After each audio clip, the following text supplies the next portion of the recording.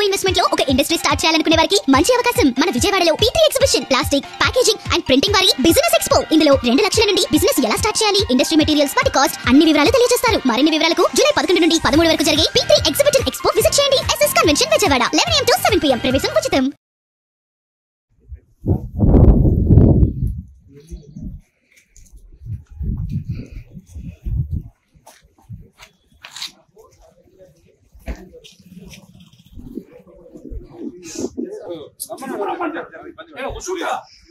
నేనేం చెయ్యా? నా దగ్గర ఉన్నా చూసుకో, చూడు నా దగ్గర ఉన్నాయా చూసుకో, నా దగ్గర ఉన్నాయేమో. అదేం లేదు, నాకు న్యాయం జరుగుతలేదు. ఏమన్నా పెట్రోల్ పోయినకి వచ్చిన అనుకుంటున్నావా? నేను division president, ISL division president. నేను నాకేం న్యాయం జరుగుతలేదు. నువ్వు మామూలు 2 ఎకరాల రైతులకు ఏం న్యాయం చేస్తారు మీరు? అదేం అయింది 2016లో కోర్టు డిగ్రీ ఇచ్చింది. 2016లో జరగానా వాళ్ళు వీడియో తీస్తున్నారు. 2016లో కోర్టు డిగ్రీ ఇచ్చిందన్న. 7 ఏళ్ళు తిరిగితే డిగ్రీ ఇచ్చింది. డిగ్రీ ఇస్తే కోర్టు 40 లక్షలు కడితే కోర్టు డిపాజిట్ చేస్తే 40 లక్షలు కట్టిన కోర్టుకు. ఏదైనా కారు అమ్మితే, నా ఇనోవా అమ్మితే 40 లక్షలు కట్టితే రిజిస్ట్రేషన్ లేదు నాకు. కోర్టు జడ్జి చేసిండు. పాస్బుక్ వచ్చింది. ధరణి తెలంగాణ వచ్చినాక 2 ఎకరాల పాస్బుక్ వచ్చింది. 6 ఎకరాలు రావాల్సినది తిరగా 2 ఎకరాల పాస్బుక్ వచ్చింది. పాస్బుక్ వస్తే రాత్రి వితౌట్ ఇంటిమేషన్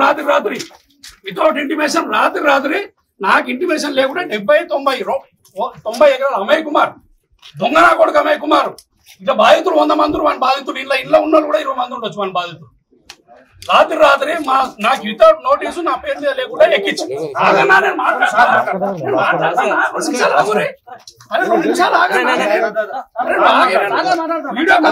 కోర్టు డిగ్రీ ఇచ్చింది. 10 ఏళ్ల తర్వాత 2016లో కోర్టు డిగ్రీ వచ్చింది. డిగ్రీ వచ్చినాక కోర్టు మనిషి వచ్చి 40 లక్షలు కడితే కోర్టులో రిజిస్ట్రేషన్ అయింది. రిజిస్ట్రేషన్ అయితే 2 ఎకరాల పాస్బుక్ ఎక్కింది. ఇంకా 4 ఎకరాలకు పాస్బుక్ ఎక్కాలి. ఎక్కితే నేను 4 ఎకరాల కోసం నేను తిరుగుతుంటే రాత్రి దొంగనా కొడుకు అమయ్ కుమార్ గారు కలెక్టర్, వాళ్ళ అనిత మేడము, ఇవి మన ఎవడు అమోదా డెవలపర్స్ అని ముస్లిం చనిపోయిన వ్యక్తుల మీద ముస్లిం ల్యాండ్ అని చెప్పి రాత్రి క్లైమ్ చేసుకుని ఎక్కించిరన్న. 40 ఏళ్ల సంది మధ్య సత్యనారాయణ రెడ్డి పేర్లు వస్తున్నాయి. 40 ఏళ్ల సంది మధ్య సత్యనారాయణ రెడ్డి పేర్లు వస్తే వీడు రవీందర్ దత్ అంటాడు. మొన్న వచ్చినవాడు రవీందర్ దత్ 40 ఏళ్ల సంది VROలు తప్పుడు రికార్డులు రాసిరని చెప్పి మన కోర్టుకు లెటర్ రాసి ఇచ్చిండు. కోర్టు మొన్న ఏం చెప్పింది, కలెక్టర్ కోర్టు వచ్చింది కదా, ఇట్లా ఖచ్చితంగా ఎక్కియాలి, ఇట్లా కాదుగా మీరు కంటెంప్ట్ లో ఆర్డర్ ఇస్తున్నా, మీరు ఎక్కియారని చెప్పారు. ఎక్కి అని చెప్పగానే కోర్టు నుంచి ఆర్డర్ వచ్చింది, ఎక్కిస్తామని చెప్పిండు. కోర్టులో ఆర్డర్ వచ్చినప్పుడు ఎక్కి వచ్చి మళ్ళీ అదే పాత పాట. ఇగో IAS హరీష్ కోర్టులో పిలిచి మాట్లాడితే ఆయన వెళ్ళిపోయినాక హరీష్ వచ్చిండు.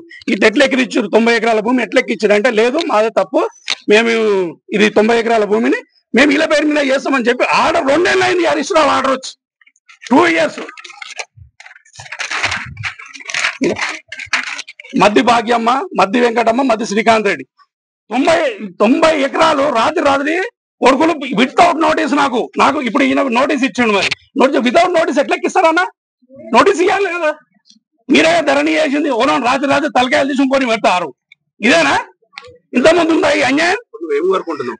నాకు హైకోర్టు ఆర్డర్ ఇచ్చిందన్న, ఎక్కియండి, ఇవన్నీ నాటకాలు చేయకండి, ఎక్కియండి అని ఇచ్చింది. ఎక్కియండి, 6 ఎకరాలు నాకు ఎక్కియాలి. నాకు 65 ఎకరాలతో సంబంధం లేదు. ఆ 90 ఎకరాలు కూడా హరీష్ డాక్టర్ మన IAS హరీష్ కూడా చెప్పిండు, నేను ఇది తీసేస్తున్నా, ఎవరి పేరు మీద ఓనర్ పేరు మీద ఎక్కించాను. 2 ఏళ్ల సంది ఎందుకు ఎక్కిస్తలే అది కూడా తెలియాలి నాకు. అంతే, ఇది నాకు న్యాయం జరిగింది. 6 ఎకరాలు నాకు పాస్బుక్ ఇచ్చి చేయాలి. ఆల్రెడీ కోర్టు ఇచ్చింది కాబట్టి, రిజిస్ట్రేషన్ అయింది కాబట్టి నాకు 6 ఎకరాలు నాకు నా పేరు మీద చేయమని చెప్తున్నా. బస్ అంతే.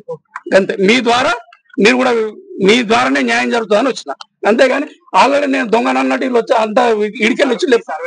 నా సర్వే 109, 110 అల్ల 3 ఎకరాలు నిన్న 3 ఎకరాలు. నాకు అంతే, నాకు సంబంధం ఏం లేదు. ఇక గది కలెక్టర్ అప్రోచ్ ఎవరు కలెక్టర్ కూడా అప్రోచ్ అయినా, ప్రజావాణిలో పెట్టిన 10 ఏళ్ల సంది వారం రోజులు ఇన్నే ఉంటా. నేను నెలకోసారి 1 రోజులు ఇన్నే ఉంటా. పిలిచాడు నా పేరు పత కూడా గుర్తుపడతాను నన్ను. ఇంట్లో ఇంకేం చేయమంటావు? నేను చదువుకున్నాను, డివిజన్ అధ్యక్షుడు నేను, ISL డివిజన్ అధ్యక్షుడు నేను. నాదే కదా యాసుడు కోసం మాకు రాదు కదా. మేము ధర్నాలు చేస్తాం ఇట్లా. మరి కూర్చొని కూడా ధర్నాలు చేస్తే కూడా ఏమన్నా ఉన్నాయా మా దగ్గర? కత్తులు పెట్టుకొని వచ్చి గొడవనీకి వచ్చినామా? చాలేం కదా, కూర్చొని ధర్నా చేస్తాం. మీకేం నొప్పి అవుతుంది? సంబంధించిన వాళ్ళు చేసిన ఏమైంది సార్? ఎందుకు తీసుకుపోతున్నావు? పిఎస్కి ఎందుకు? ల్యాండ్ ఆర్డర్ కదా, ఇది మళ్ళీ రాదు కదా. ఇది తీసుకుపోతావు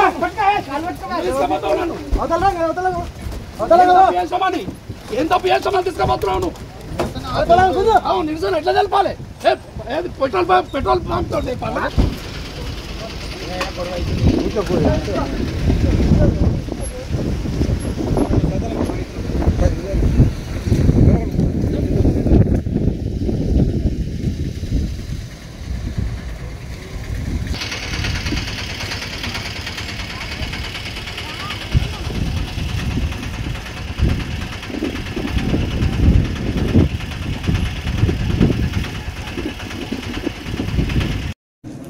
తహసీల్దార్ కార్యాలయం ముందు గిరిధర్ రెడ్డి, సన్నాఫ్ శంకర్ రెడ్డి, తట్టన్నారం గ్రామ నివాసైన ఇతను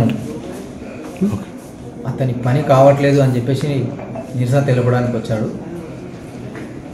అతనికి సంబంధించిన భూమి 6 ఎకరాలు తట్టన్నారం గ్రామం సంబంధించి సర్వే నెంబర్ 109, 110లో 6 ఎకరాల భూమి విషయమై కోర్టు గత 5-6 సంవత్సరాలు, గత 10 సంవత్సరాలు కోర్టు వివాదాలలో ఉన్నది. ఈ భూమికి సంబంధించి కోర్టు ఉత్తర్వుల ప్రకారం మనము ఇతనికి నోటీస్ ఇచ్చి అతని దగ్గర ఏం డాక్యుమెంట్స్ ఉన్నాయని మనం అన్నీ తీసుకున్న తర్వాత, అవతల వాళ్ళకు కూడా వాళ్ళ డాక్యుమెంట్స్ అవన్నీ తీసుకున్న తర్వాత అన్ని డాక్యుమెంట్లు పరిశీలించగా ఇంకా కొన్ని కోర్టు కేసులలో స్టేటస్ కో ఉండడం వల్ల మనం ఇతనికి పాస్బుక్ జారీ చేయలేకపోయినాం. దాదాపు సుమారు 5-6 కేసులు కూడా ఇంకా పెండింగ్ ఉన్నాయి. ఈ కేసులో ఇప్పటికీ స్టిల్ స్టేటస్ కో ఉంది. ఇప్పుడు స్టేటస్ కో ఇంకా కొనసాగుతుంది. కాబట్టి ఇటు నిర్ణయం మీద నేను 21/6/2005 రోజే ఇతనికి నేను రాతపూర్వకంగా తెలియజేశాను. ఇది కోర్టు వివాదంలో ఉన్నది, కోర్టు స్టేటస్ కో ఉన్నది కాబట్టి దీని మీద మేము నిర్ణయం తీసుకోలేము. కోర్టు ఉత్తర్వుల తర్వాత నిర్ణయం తీసుకుంటాను. ఇతనికి సంబంధించిన వ్యక్తికి మనము 21/6/2025 నాడే మనం సమాచారం ఇవ్వడం జరిగింది. అతని వర్షన్ ఏంటంటే గతంలో ఉన్న సిబ్బంది, అంటే గతంలో ఉన్న తహసీల్దార్ కానీ గతంలో ఉన్న వ్యక్తులు మరి కోర్టు కేసు పెండింగ్ ఉండగానే నా పేరు తీసేసి వేరే పేరు ఎంట్రీ చేశారు. అదేవిధంగా మీరు కూడా చేయండి అనేది ఆయన వర్షన్గా చెప్తున్నాడు. కానీ మనం వచ్చేసరికి చట్ట పరిధిలోనే పనిచేస్తాం. కోర్టు స్టేటస్ కో ఉండగా అది చేయడానికి వీలు పడదు అని మనం రాతపూర్వకంగా ఇవ్వడం జరిగింది. ఈ సమాచారం అతను కూడా తెలియపరచడం. కానీ అతని బాధ కూడా ఈరోజు ఏంటంటే నేను గత 10 సంవత్సరాల నుంచి తిరుగుతున్నాను, నాకు యాస్టక్ వచ్చింది అని చెప్పడం జరుగుతుంది. అది అతను కూడా ఎక్స్ప్లెయిన్ చేసి నేను ఇవన్నీ వివరంగా చెప్పడం జరిగింది. Okay, thank you. అతను రవీందర్ దత్తు, డివిజన్ తహసీల్దార్ రవీందర్ దత్తు గతంలో పనిచేసిన కలెక్టర్ సార్ హరి సార్ మీద కంటెంప్ట్ ఫైల్ చేశారు. ఆ కంటెంప్ట్ ఉత్తర్వుల ప్రకారమే మనం బోత్ పార్టీస్, అంటే ఎవరెవరైతే అట్లా పార్టీస్ ఉన్నారో వాళ్ళందరికీ నోటీసులు ఇచ్చి వాళ్ళ డాక్యుమెంట్స్ తెప్పించుకొని ఆ డాక్యుమెంట్స్ ఆధారంగానే మనం రాతపూర్వకంగా అతనికి తెలియపరచు. అంటే గతంలో 2022లో కోర్టుకు అమౌంట్ పే చేసి రిజిస్ట్రేషన్ చేసినారు, మళ్ళీ ఆ భూమిని కూడా చేసినారు అంటున్నారు. అదే అది ఎట్లా జరిగింది, కోర్టు ఉత్తర్వుల ప్రకారం చేసిన భూమిని కూడా నా పేరు మీద ఉన్నది మొత్తము. అతని వాదన ఏంటంటే రాత్రికి రాత్రే నా పేరు, నాకు ఎటువంటి నోటీస్ ఇవ్వకుండా నా పేరు తొలగించారు అనేది అతని వాదన. అతని వాదన ప్రకారమే ఆయన కోర్టుకు పోయాడు. కోర్టుకు పోతే ఆయనకు కోర్టు ఆ డైరెక్షన్ ఇచ్చింది. ఆ డైరెక్షన్ ప్రకారమే కోర్టు డైరెక్షన్ కూడా క్లియర్గా ఏముంది, ఏదైతే బోత్ పార్టీస్కి అంటే అకార్డింగ్ విత్ లా, అంటే మీ యొక్క చట్ట పరిధిలో ఏదైతే నోటీసులు వాళ్ళకి ఇచ్చి వాళ్ళ వాదన విని వాళ్ళ డాక్యుమెంట్స్ అన్ని తీసుకొని ఆర్డర్స్ పాస్ చేయమని క్లియర్ కోర్టు ఆర్డర్ ఇచ్చింది. ఆ కోర్టు ఆర్డర్ ప్రకారమే మనం ఈ ఆర్డర్ పాస్ చేయడం, ఎండార్స్మెంట్ చేయడం జరిగింది.